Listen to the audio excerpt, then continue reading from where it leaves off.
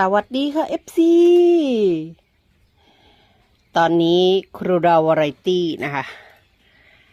ทานข้าวเช้าข้าวมื้อกลางวันเรียบร้อยแล้วนะทุกคนนะระหว่างที่ทานข้าวมื้อเช้า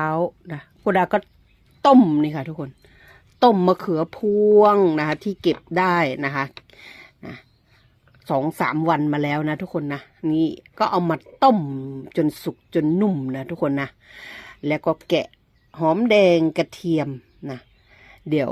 มื้อเย็นวันนี้นะทุกคนซุปมะเขือพวงนะซุปมะเขือพวงนะแล้วจะไปซื้อปลาดุกย่างมาทานนะข้าวเหนียวร้อนๆนึ่งเองจากหม้อหุงข้าวไฟฟ้าเหมือนเดิมนะทุกคนนะเตรียมไว้ก่อนนะ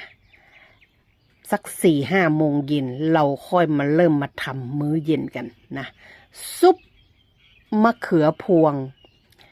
กินกับปลาดุกย่างเด้อพี่น้องข้าวเหนียวฮ้อนๆนะ